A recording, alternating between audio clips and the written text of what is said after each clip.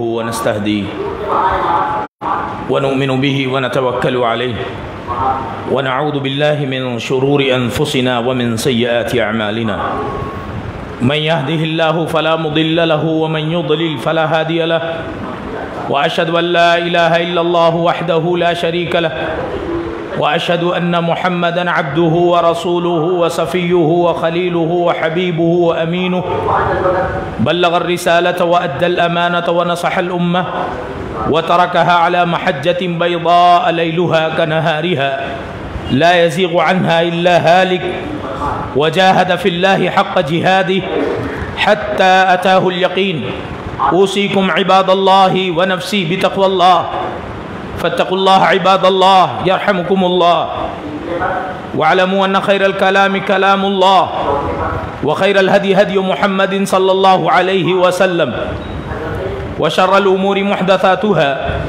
وكل محدثة بدعة وكل بدعة في أمر الله ضلالة وكل ضلالة في النار وما قل وكفى خير مما كثر وألهى وما توعدون لآت وما أنتم بمعجزين أما بعد فأعوذ بالله السميع العليم من الشيطان الرجيم بسم الله الرحمن الرحيم يا أيها الناس اتقوا ربكم الذي خلقكم من نفس واحدة وخلق منها زوجها وبث منهما رجالا كثيرا ونساء واتقوا الله الذي تساءلون به والأرحام إن الله كان عليكم رقيبا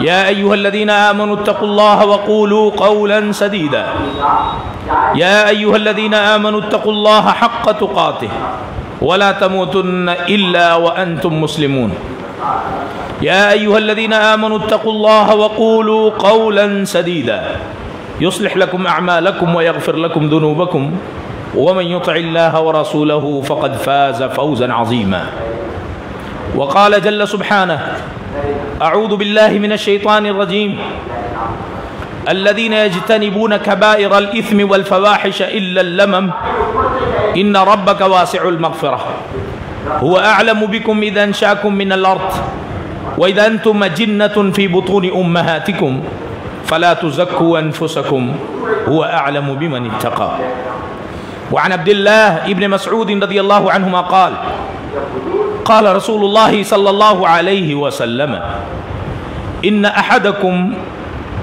ليجمع في بطن أمه 40 يوما نطفة ثم يكون علقة مثل ذلك ثم يكون مزغة مثل ذلك ثم يبعث الله إليه ملكا فيكتب له من رزقه وأجله وعمله وشقي أم سعيد وإن أحدكم لا يعمل بعمل أهل الجنة حتى ما يكون بينه وبينها إلا ذراع فيسبق عليه الكتاب فيدخل بعمل أهل النار فيدخلها وإن أحدكم لا يعمل بعمل أهل النار حتى ما يكون بينه وبينها إلا ذراع فيسبق عليه الكتاب فيعمل بعمل أهل الجنة فيدخلها رواه مسلم وأحمد وغيرهما محترم حاضرین بزرگان دین ملت کے بہی خواہ نوجوان ساتھیوں مومنہ ماؤں اور بہنوں سب سے پہلے ہر قسم کی تعریف و توصیف بڑائی بزرگی کبریائی عظمت و جلال حمد و ثنا اور شکر و سپاس ہوں اس اللہ عظیم وحدہ لا شریک احد و صمد کے لیے جس نے ہمیں حلال و حرام حق و باطل کی تمیز فرق اور امتیاز کی صلاحیتیں عطا فرمائی اسلام قرآن کریم توحید باری تعالی اور منہج سلف جیسی عظیم نعمتیں عطا فرمائی ربنا لک الحمد حتی ترضا ولک الحمد اذا رضیت ولک الحمد بعد الرضا بعد ازاں انگنت درود و سلام ہو نبیوں کے سردار سید الاولین والآخرین امام الانبیاء والاتقیاء والاولیاء والشہداء والصلحاء والمرسلین محمد عربی محمد الرسول اللہ صلی اللہ علیہ وسلم کے لیے اللہم صلی علی محمد وعلی آل محمد کما صلیت علی ابراہیم وعلی آل ابراہیم انک حمید مجید اللہم بارک علی محمد وعلی آل محمد کما بارکت علی ابراہیم وعلی آل ابراہیم انک حمید مجید۔ تحمید و تسلیم اور حمد و صلاۃ کے بعد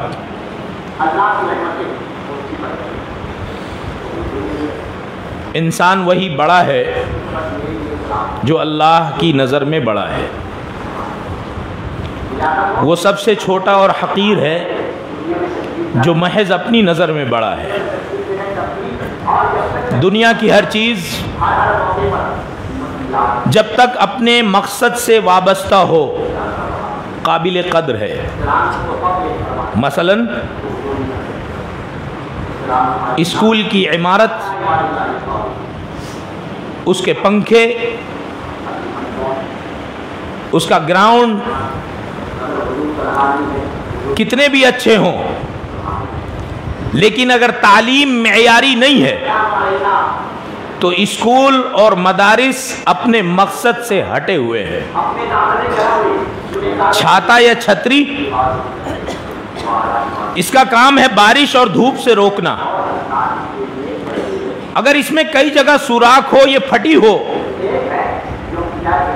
تو اسے کوڑا دان میں پھینک دیا جائے گا، اس کی اپنی کوئی اہمیت نہیں ہوگی۔ چھری، چاقو،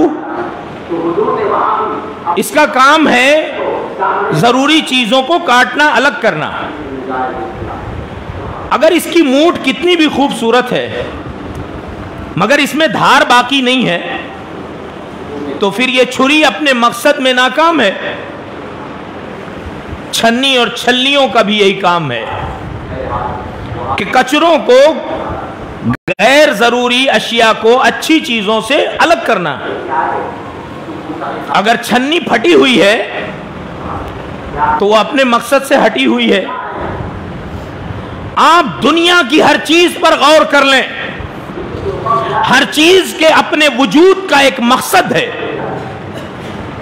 اگر اس چیز سے اس کا مقصد حاصل نہیں ہے اور وہ چیز اپنے مقصد پر قائم نہیں ہے تو پھر وہ زمانے کے لیے فتنہ ہے، لوگوں کے لیے مسئلہ ہے۔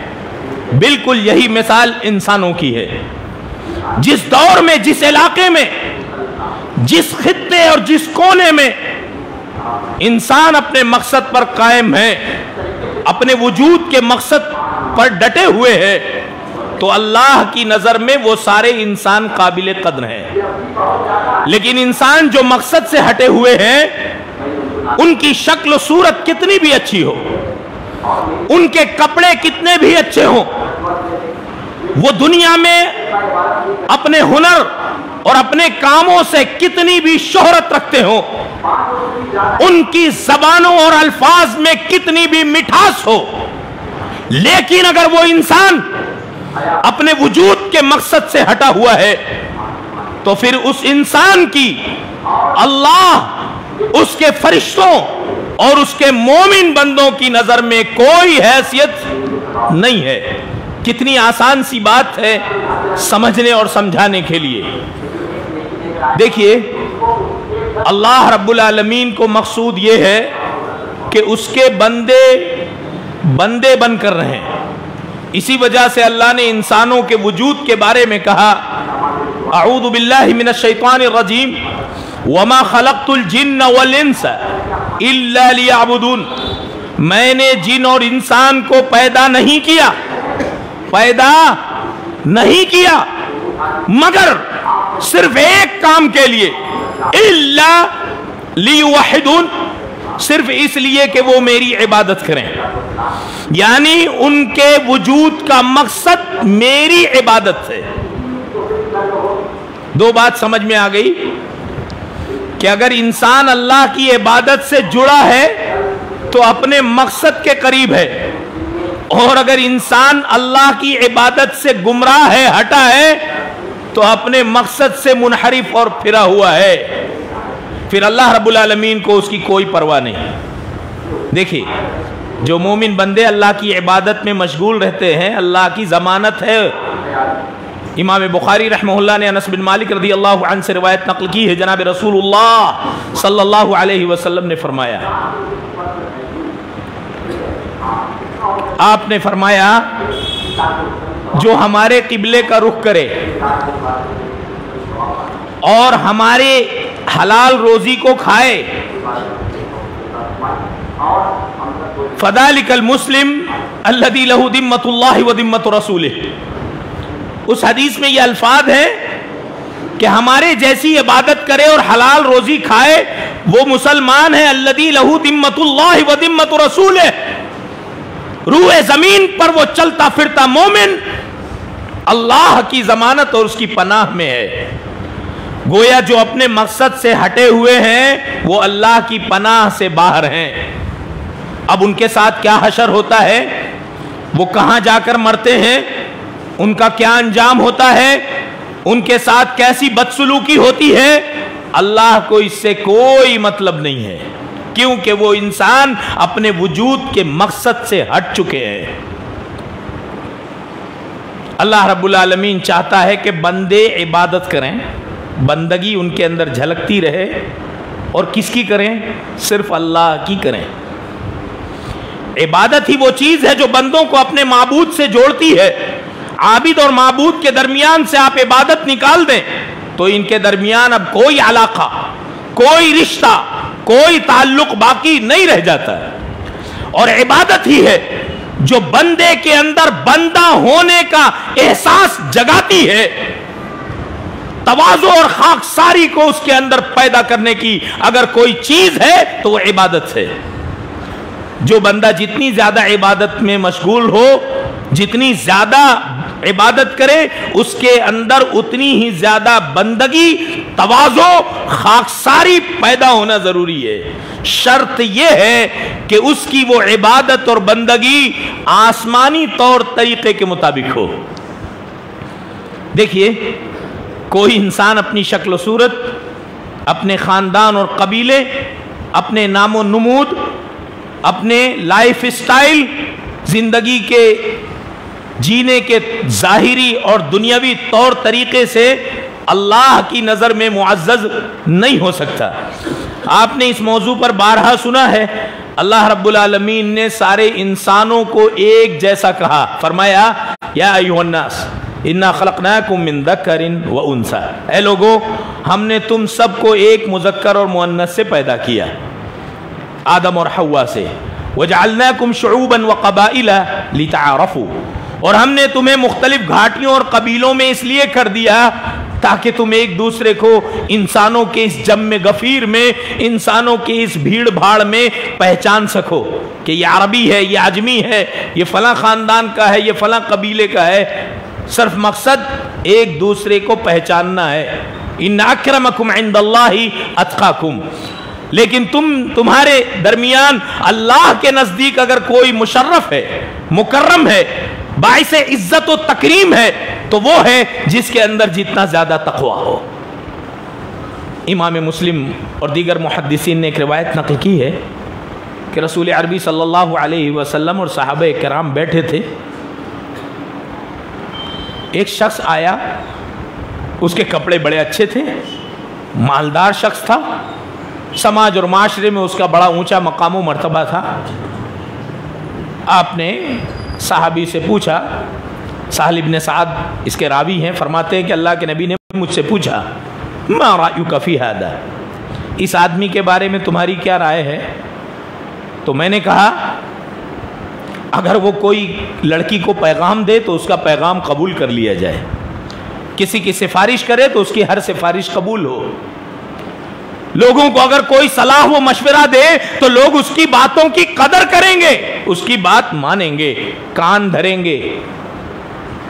آپ تھوڑی دیر خاموش تھے، پھر ایک فقیر غریب شریف آدمی آیا، کپڑے بھی اس کے بہت اچھے نہیں تھے۔ رسول عربی صلی اللہ علیہ وسلم نے پوچھا ما رأیک فی ھذا، اس کے بارے میں تیری کیا رائے ہے؟ تو انہوں نے کہا اگر یہ کوئی لڑکی کو پیغام دے تو اس کا رشتہ قبول نہیں کیا جائے گا، کسی کی سفارش کرے تو کوئی اس کی سفارش قبول نہیں کرے گا، کوئی اگر یہ کوئی بات کرے تو لوگ اس کی بات پر کان نہیں دھریں گے. آپ نے فرمایا ھذا خیر من ملء الارض مثل ھذا.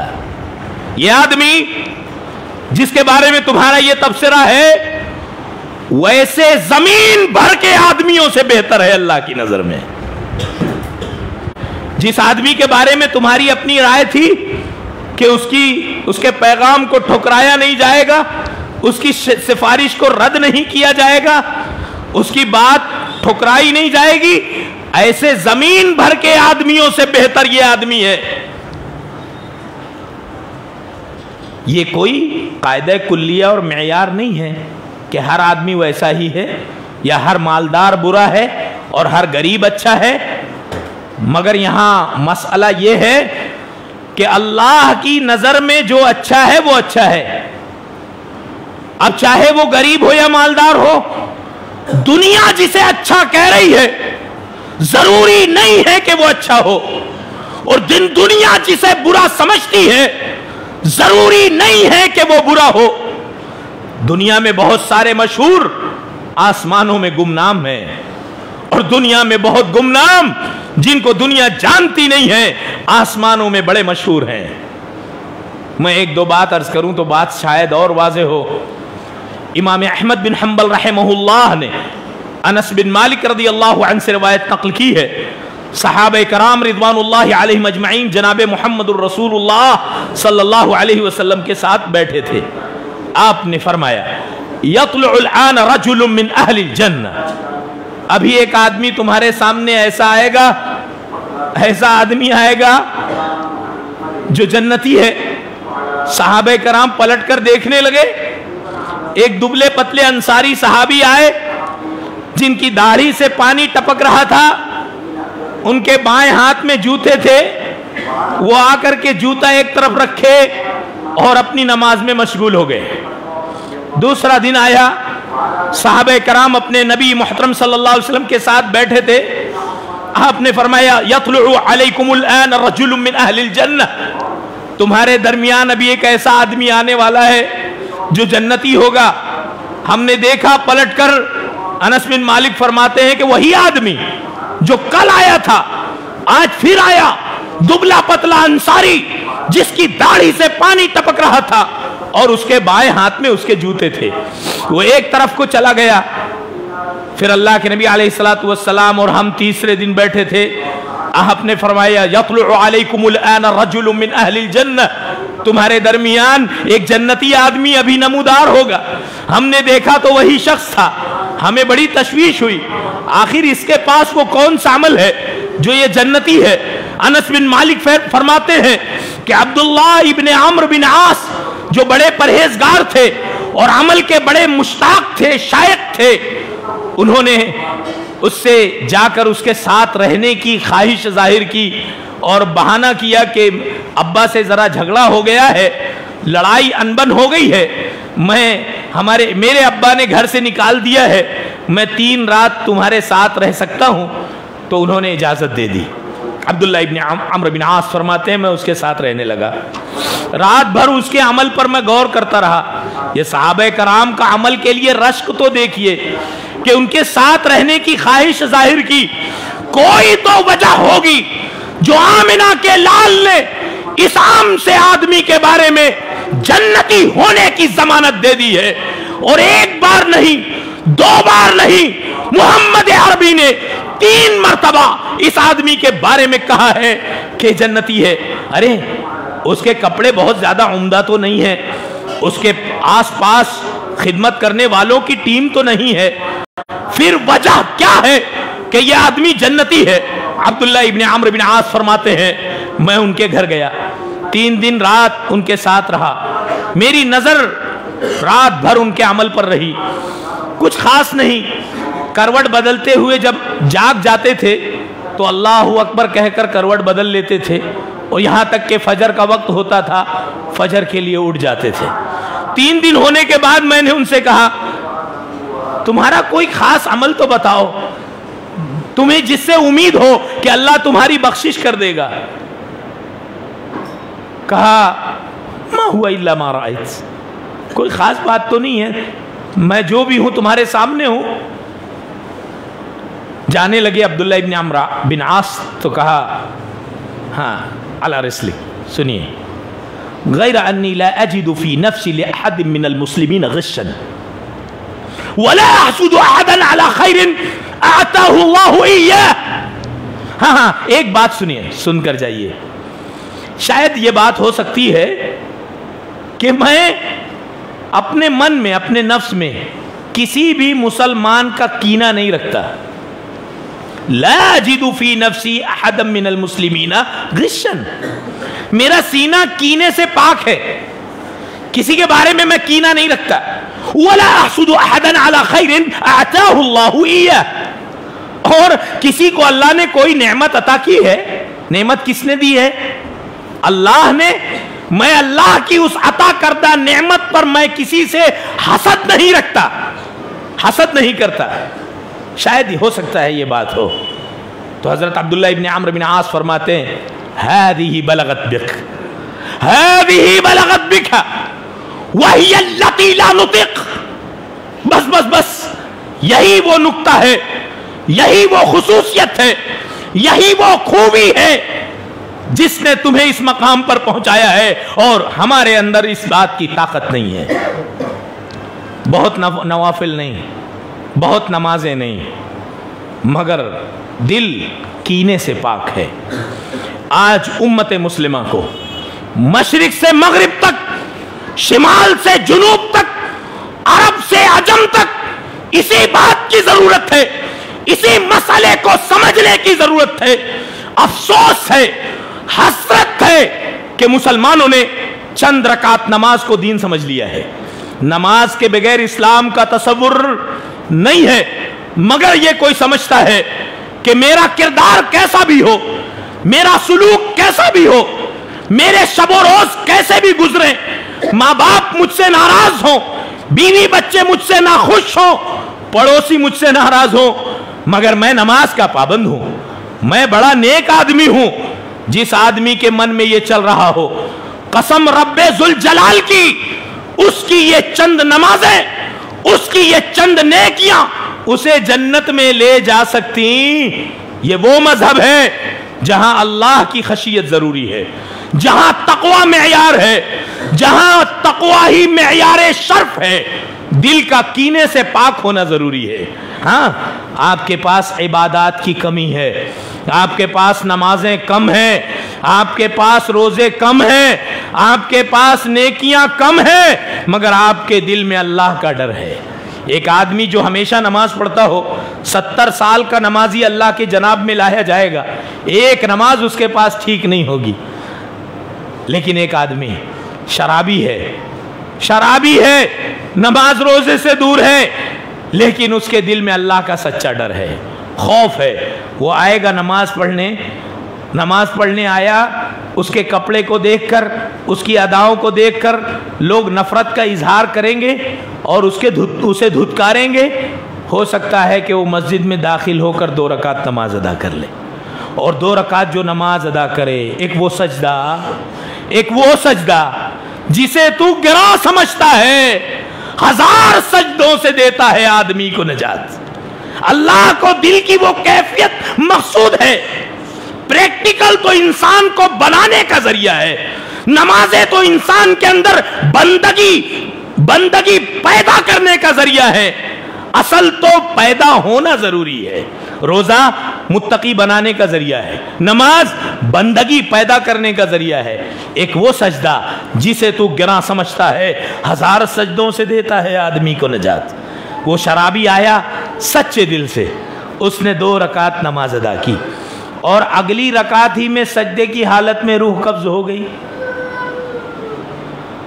تولا جائے گا تو اس کے وہ 2-4 سجدے, اس کی جو دکھاوے کی نمازیں ہیں, اس کی جو لوگوں کے شر سے بچنے کے لیے, لوگوں اس کے ڈر سے بچنے کے لیے نماز پڑھتا ہے, اس کی جس کی نمازیں روایتی ہیں, اس کی عبادات جو صرف فارمیلٹی ادا کر رہا ہے, اس کی سینکڑوں سال کی عبادتوں سے اس کے یہ 2 سجدے بہتر ہے. اعمال تولا جائے گا. میں 1-2 مثالیں اور عرض کروں. دیکھیے, اس حدیث کو ہمیشہ یاد رکھیے، اور جس نے وہ حدیث نہیں پڑھی اس نے کچھ نہیں پڑھا۔ امام مسلم، امام احمد بن حنبل اور کئی محدثین نے روایت نقل کی، عبداللہ ابن مسعود رضی اللہ عنہما سے مروی ہے، رسول عربی صلی اللہ علیہ وسلم نے فرمایا، میں صرف ترجمہ کروں گا، تشریح نہیں کر سکتا، تفصیل طلب ہے۔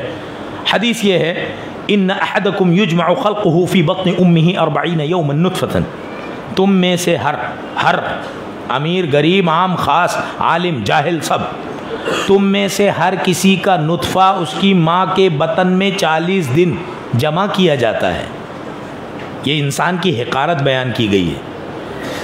پھر 40 دن وہ گوشت خون کے لوتھڑے کی شکل میں رہتا ہے، پھر 40 دن وہ گوشت کے بنے یا ناقص ٹکڑے کی شکل میں رہتا ہے۔ جب 4 مہینے پورے ہو جاتے ہیں، یبعث فیبعث اللہ الیہ ملکا، تو اللہ فرشتے کو بھیجتا ہے، 4 چیزیں لکھ دے، فیکتب لہ من رزقہ، لکھ دے کہ وہ کیا کھائے گا، حلال حرام، تھوڑا زیادہ، کب کتنا، وَأَجَلِهْ، اس کی میعاد لکھ دے، ویلڈ، اس کی مدت لکھ دے، کتنے سال، کتنے مہینے، کتنے ہفتے، کتنے دن، کتنے منٹ، کتنے سیکنڈ دنیا میں رہے گا، وَعَمَلِهْ، اور چوتھی چیز لکھ دے کہ وہ کیا عمل کرے گا، توحید پر عمل کرے گا یا شرک، بدعت کرے گا یا سنت پر عمل کرے گا، اچھا کرے گا برا کرے گا، حلال کرے گا کہ حرام کرے گا، لکھ دے اس کی کیا ایکٹیویٹی ہوگی دنیا میں، اور چوتھی چیز اس کا ریزلٹ بھی لکھ دے، شقی ام سعید، وہ جنتی ہوگا کہ جہنمی ہوگا، جنتی ہوگا کہ جہنمی۔ دنیا کی بڑی سے بڑی ٹیکنالوجی وہ بتا سکتی ہے کہ ماں کے بطن میں لڑکا ہے کہ لڑکی ہے، میل ہے کہ فیمیل، مگر کوئی یہ بتا سکتا کہ ماں کے بطن میں پلنے والا یہ 4-6 ماہ کا بچہ جنتی ہے کہ جہنمی ہے، قاتل ہے کہ مقتول ہے، ظالم ہے کہ مظلوم ہے، مشرک ہے کہ موحد ہے، بدعتی ہے کہ اپنے نبی کی سنتوں پر عمل کرنے والا ہے، نمازی ہے کہ بے نمازی ہے، حلالی ہے کہ حرام خور ہے، یہ اسلام نے بتا دیا ہے۔ وَإِنَّ أَحَدَكُمْ، اب اس کے آگے کا مرحلہ سنیے، دنیا میں آنے کے بعد، وَإِنَّ أَحَدَكُمْ لَا يَعْمَلُ بِعَمَلِ أَهْلِ الْجَنَّةِ حَتَّى مَا يَكُونُ بَيْنَهُ وَبَيْنَهَا إِلَّا ذِرَاعٌ فَيَسْبِقُ عَلَيْهِ الْكِتَابُ فَيَعْمَلْ بِعَمَلِ أَهْلِ النَّارِ فَيَدْخُلُهَا۔ سب سے زیادہ ڈرانے والی یہ حدیث ہے، تم میں کا ہر شخص سن لے، ہر عام و خاص سن لے، ہر شاہ و گدا، ہر امیر و غریب، ہر خاص و عام سن لے، لا يعمل بعمل اہل الجنہ حتى ما يكون بينه وبينها الا ذراع، جنتیوں جیسا عمل کرتا ہے، نمازیں پڑھ رہا ہے، روزے رکھ رہا ہے، قرآن کی تلاوت پر تلاوت کر رہا ہے، اعتکاف میں بھی بیٹھتا ہے، نیکی کے کام کرتا ہے،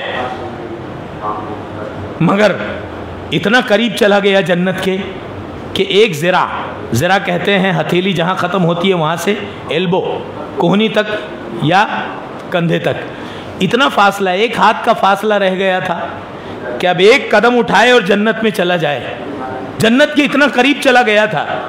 فَيَسْبِقُ عَلَيْهِ الْكِتَابُ، تو اس پر تقدیر غالب آتی ہے، پھر کوئی ایسا عمل کرتا ہے، پھر ایسی من گھڑت باتیں اپنے ذہن میں لاتا ہے، پھر ایسے لوگوں کی صحبت اختیار کرتا ہے کہ پھر اللہ کا بھی انکار کر دیتا ہے، رسول اللہ کا بھی انکار کر دیتا ہے، نمازوں سے بھی کوسوں دور چلا جاتا ہے، شرکیہ باتیں کرنے لگتا ہے، اس کے ذہن میں شیاطین کے وساوس صبح سے شام تک پنپنے لگتے ہیں، جنت سے ایک ذرا کے فاصلے پر رہ کر تقدیر غالب آتی ہے اور مرنے سے پہلے جہنم میں چلا جاتا ہے، جہنمیوں جیسا عمل کر کے جہنمی بن کر دنیا سے جاتا ہے۔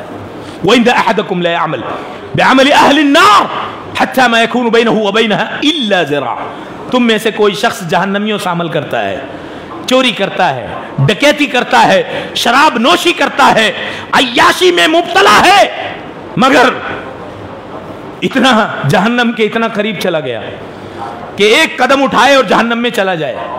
فَيَسْبِقُ عَلَيْهِ الْكِتَابُ، مگر اس کی کتاب حرکت میں آتی ہے، اللہ کا فیصلہ حرکت میں آتا ہے، تقدیر غالب آتی ہے، پھر سچی توبہ کرتا ہے، روتا ہے، گڑ گڑاتا ہے، اپنے رب سے رجوع کرتا ہے، میں تو گنہگار، میں تو گنہگار.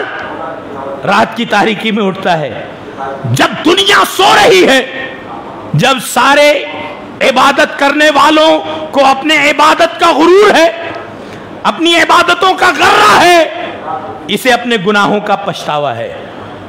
یہ سچے دل سے اٹھ کر اللہ سے توبہ کرتا ہے، سچی توبہ کرتا ہے، بدلنے کا عزم کرتا ہے. اس کا حوصلہ جمع مرد ہے، پورے عزم کے ساتھ یہ بدلنا چاہتا ہے. ایک دن عبادت کرتا ہے اور جنت کے اعلیٰ درجے پر فائز ہو جاتا ہے. وہ دیکھو حافظ ابن کثیر نے مثال دی ہے. فرعون کے ساتھ جو لوگ آئے تھے، فرعون کے بلاوے پر آئے تھے، شاہی مہمان تھے، وقت کے پیغمبر، جلیل القدر پیغمبر موسیٰ علیہ السلام سے مناظرہ کرنے کے لیے آئے تھے. چیلنج کو انہوں نے قبول کیا تھا، ٹکراؤ ہونے والا تھا. تم اپنی دلیلیں پیش کرو. موسیٰ اپنی دلیلیں پیش کرے گا. فرعون کا یہ دعویٰ تھا موسیٰ محض ایک کاہن اور جادوگر ہے.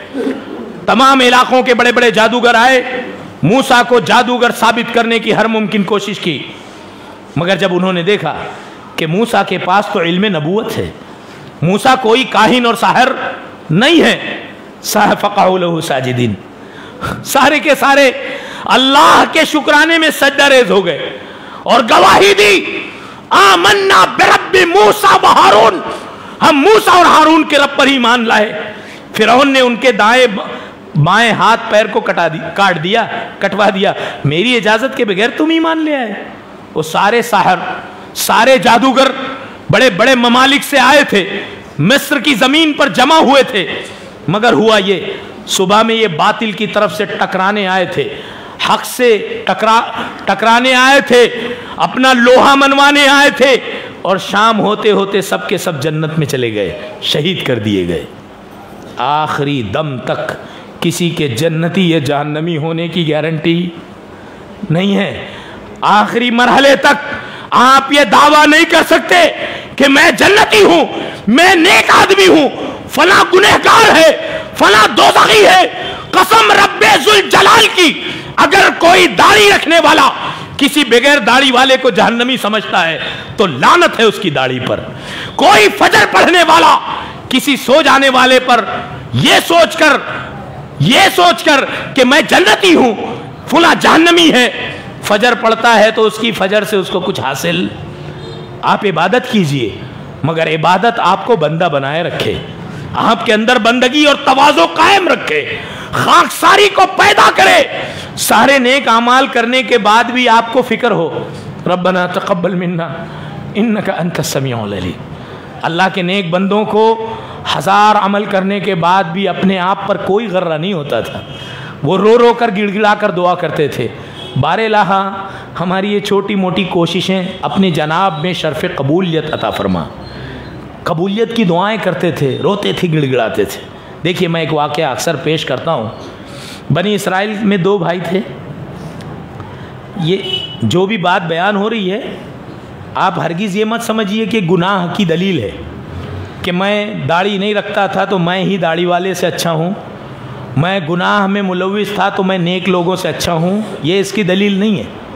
یہ بتانا یہ مطلوب ہے، مقصود ہے کہ کوئی شخص اللہ کی بندگی کرے، عبادت کرے، نیکی کرے تو اس کے دل کے کسی خانے میں یہ بات نہ پیدا ہو کہ میرا یہ عمل اچھا ہے، میں جنتی ہوں اور میرے علاوہ سارے لوگ گنہگار ہیں، بلکہ ایک تڑپ جستجو قائم رہے. لہذا کوئی یہ نہ سمجھے کہ میں غلطی پر ہو کر صحیح ہوں. ہو سکتا ہے کہ یہ بڑا گنہگار ہو، اس کے دل کی حالت بھی خراب ہو اور اس کا عمل بھی برباد ہو، اور فیصلے ظاہر پر کیے جائیں گے، اور اللہ نیتوں کو بہتر جاننے والا ہے. دیکھیے بنی اسرائیل میں دو بھائی تھے، ایک اوپر کی منزلے پر رہتا تھا، ایک نچلے منزلے پر رہتا تھا. نیچے والا خوب عیاشیاں کرتا تھا، شراب نوشی، لڑکیوں کو نچانا، خوب رنگ رلیاں مناتا تھا. اوپر والا عابد و زاہد تھا، اسی کا بھائی تھا. مگر فرق یہ تھا کہ نیچے والے کو ہمیشہ احساس جرم ہوتا تھا، نہیں کچھ بھی ہو میں گنہگار ہوں، بھیا نیک آدمی ہے. اور بڑے بھائی کو ہمیشہ اپنی عبادتوں کا گھمنڈ تھا، نہیں یہ گنہگار شخص کے ساتھ میں رہ رہا ہوں، میں عابد و زاہد، میں پرہیزگار، میرا تقوی دیکھو اور اس کی عیاشیاں دیکھو۔ ایک دن کی بات ہے، اوپر والا نیچے کو اترنے کے لیے آگے بڑھا۔ اس کے دل میں خیال تھا بس بہت عبادتیں کر لی، آخر میں بھی انسان ہوں، تھوڑا سا چھوٹے بھائی کے ساتھ چل کر میں بھی کچھ عیاشی کر لوں، بعد میں تو ویسے بھی میرے پاس نیکیاں بہت ہیں، توبہ کر لوں گا، اور آج کے بعد اس بھائی سے یہ کہہ دوں گا کہ ایک چھت کے نیچے یا تو رہے یا میں رہوں گا، میرے جیسا پرہیزگار آدمی تیرے جیسا گنہگار کے ساتھ نہیں رہ سکتا۔ یہ گھمنڈ لے کر اتر رہا ہے، پروگرام بنا رہا ہے گناہ کرنے کا، اور ادھر چھوٹا بھائی یہ سوچ رہا ہے بس بہت ہو گیا، اللہ مجھے معاف کرے، بھیا پرہیزگار آدمی ہیں، ان کے پاس چلتا ہوں، ان کے ہاتھ پر ہاتھ رکھ کر کے کچھ عہد کروں گا، گلے میں گلا ڈال کر رو لوں گا، میرے دل کا بوجھ ہلکا ہوگا، اور آج سے سچی توبہ، آج کے بعد نیکی نہیں کروں، آج کے بعد برائی نہیں کروں گا۔ یہ سوچ کر یہ اوپر چڑھ رہا ہے، وہ سوچ کر وہ نیچے اتر رہا ہے، پیر پھسلا، دھڑام سے اوپر والا نیچے والے پر گرا، دونوں کی روح قبض ہوئی، فرشتے آ کر رکے ہیں۔ اللہ نے پوچھا، تفصیلی روایات ہے، اللہ نے پوچھا کس کی روح کون قبض کرے گا؟ فرشتے تذبذب میں ہیں، اللہ نے کہا اوپر والے بھائی کی روح جہنم کے فرشتے قبض کرے، اور یہ جو نیچے والا بھائی تھا اس کی روح جنت کے فرشتوں نے قبض کی۔ فَيَسْبِقُ عَلَيْهِ الْكِتَابُ فَيَعْمَلُ بِعَمَلِ أَهْلِ الْجَنَّةِ فَيَدْخُلُهَا، تقدیر غالب آ گئی، آخری مرحلے میں اللہ سے سچی توبہ کر لی۔ تو اللہ کو کپڑا مقصود، اللہ کو آپ کا ظاہر مقصود نہیں ہے، انما الاعمال بالنیات۔ اللہ دیکھتا ہے کہ یہاں کیا چل رہا ہے، یہاں کیا چل رہا ہے۔ اگر آپ ظاہر میں بھی ایماندار ہیں اور آپ کا باطن بھی پاک ہے تو زہ نصیب، آپ مبارکباد کے مستحق ہیں۔ لیکن اگر آپ کا باطن گندا ہے، کالک ہے، سیاہی ہے، اور ظاہر میں روشنی اور سفیدی ہے، تو معاف کیجئے، آپ اللہ کو، اللہ کے دین کو اور تمام مومن بندوں کو، فرشتوں کو دھوکہ دینے کی کوشش کر رہے ہیں۔ اور اگر آپ کا ظاہر بھی کالا ہے، باطن بھی کالا ہے، تو اللہ سے دعا کیجئے، ربنا لا تزغ قلوبنا بعد اذ ہدیتنا وہب لنا من لدنک رحمہ انک انت الوہاب۔ بار الہ، جب تو نے ہدایت دے دی ہے، اسلام جیسا دین دیا ہے، محمد جیسے آخری پیغمبر کا امتی بنا دیا ہے، قرآن جیسی عظیم کتاب عطا کی ہے، مسلمانوں جیسا معاشرہ عطا کیا ہے، حلال و حرام کی تمیز دی ہے، حق و باطل کا امتیاز دیا ہے، تو بار الہ آخری مرحلے تک اسی پر زندگی اور خاتمہ عطا فرما، ہماری ہدایت کو باقی رکھ، ہمارے دلوں کو صاف کر۔ دعا کریں اللہم ارزقنا حسن الخاتمہ، دعا کریں اللہم انا نعوذ بک من الحور بعد الکور، اے اللہ میں پناہ میں آتا ہوں ہدایت کے بعد سرکشی سے، توحید کے بعد شرک سے، سنت کے بعد بدعت سے، حلال کے بعد حرام سے، خیر کے بعد شر سے، میں تیری پناہ میں آتا ہوں۔ دعا کریں یا مقلب القلوب ثبت قلبی علی دینک، اے دلوں کے پھیرنے والے میرے دل کو اپنے دین پر قائم رکھ، یا مصرف القلوب صرف قلبی علی طاعتک، اے دلوں کے پھیرنے والے اپنے اور اپنے رسول کی اطاعت و فرما برداری پر دلوں کو رکھ۔ بار بار دعا کریں اللہم آتی نفسی تقواہا، اللہم آتی نفسی تقواہا، اے اللہ میرے نفس کو تقوی عطا کر، وَزَكِّهَا أَنْتَ خَيْرُ مَنْ زَكَّاهَا، اور میرے نفس کو پاک کر دے، تو بہتر پاک کرنے والا ہے، أَنْتَ وَلِيُّهَا وَمَوْلَاهَا، تو ہی میرے نفس اور میرے دل کا حقیقی مالک و مولا ہے۔ اللہ سے ہمیشہ عاجزی کے ساتھ دعا کریں۔ میں آخر میں ایک دو بات عرض کروں، میرے بھائیو، اگر دل میں عبادت کا غرہ ہے، تقوی کا غرہ ہے، جیسے یہودیوں کا تھا، یہودیوں کو یہی گمان تھا کہ ہم تو بڑے اللہ والے لوگ ہیں، ہم نحن ابناء اللہ واحباؤہ، ہم تو اللہ کے بیٹے اس کے چہیتے ہیں، لن يدخل الجنت الا من كان هودا او نصارى، جنت میں ہرگز داخل نہیں ہوگا مگر وہی جو یہودی ہو یا عیسائی ہو۔ الم تر الی الذین یزکون انفسهم، اللہ نے کہا یہود و نصارہ کے بارے میں، ان کی طرف دیکھا نہیں، وہ اپنے نفس کا تزکیہ جتاتے ہیں، ہم پرہیزگار لوگ ہیں، ہم جنتی لوگ ہیں۔ اگر دل کے کسی خانے میں بات آ گئی تو انجام کیا ہوگا؟ ابلیس کی طرح ہوگا۔ گیا مارا یہ شیطان ایک سجدے کے نہ کرنے سے، اگر لاکھوں برس سجدے میں سر مارا تو کیا مارا؟ فاخرج منہا فإنک رجیم۔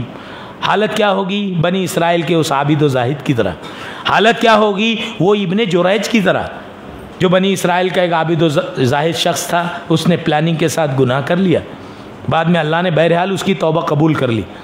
حالت یہ ہوگی کہ ایک شخص، ایک عورت بڑی پرہیزگار تھی، مگر اس نے بلی کو باندھا، مارے غصے کے اس کو نہ کھلاتی تھی نہ پلاتی تھی۔ رسول اللہ صلی اللہ علیہ وسلم سے پوچھا گیا تو آپ نے فرمایا ہی فی النار، وہ تو جہنمی عورت ہے، نماز روزہ کرتی تھی مگر جاندار کے ساتھ بدسلوکی کرتی تھی۔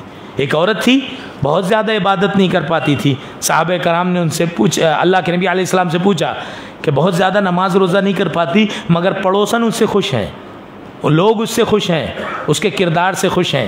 کردار میں مٹھاس اور خوشبو آتی ہے، باتوں سے موتیاں جھلکتی ہیں، جھڑتے ہیں۔ آپ کا کان مسلمان ہو، خرد نے کہہ بھی دیا لا الہ تو کیا حاصل، دل و نگاہ مسلمان نہیں تو کچھ بھی نہیں، کچھ بھی نہیں۔ کان مسلمان ہو، زبان مسلمان ہو، دل مومن ہو، تب جنت یقینی ہے۔ اللہ رب العالمین ہمیں دین کی صحیح فہم عطا فرمائے، عبادتوں کے اور تقوی اور پرہیزگاری کے دھوکے سے ہماری حفاظت فرمائے، عبادتوں اور نیکیوں کے غرور سے رب العالمین ہمارے ظاہر و باطن کی حفاظت فرمائے، ہمیں ظاہر و باطن کی یکسانیت اور مساویت عطا فرمائے۔ ہم جیسے اندر ہوں ایسے ہی ہم ظاہر ہوں، ہم جیسے ظاہر ہوں رب العالمین وہی تقوی وہی پرہیزگاری ہمارے اندر، ہم وہی روشنی ہمارے اندر بھی عطا فرما دے۔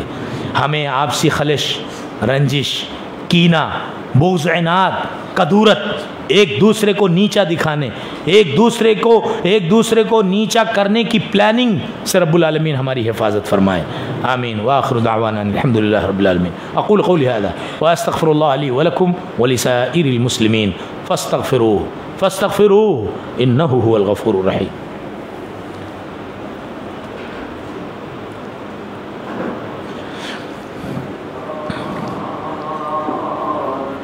الحمد لله على إحسانه والشكر له على توفيقه وامتنانه، وأشهد أن لا إله إلا الله وحده لا شريك له تعظيما لشانه، وأشهد أن محمدا عبده ورسوله الداعي إلى رضوانه، وسلم عليه وعلى آله وأصحابه وأزواجه وذرياته وأتباعه. أما بعد فأعوذ بالله السميع العليم من الشيطان الرجيم. بسم الله الرحمن الرحيم. إن الله يأمر بالعدل والإحسان وإيتاء ذي القربى وينهى عن الفحشاء والمنكر والبغي يعظكم لعلكم تذكرون. اذكروا الله يذكركم وادعوه يستجب لكم ولذكر الله تعالى أعلى وأعز وأجل وأهم وأكبر ولذكر الله أكبر والله يعلم ما تصنعون.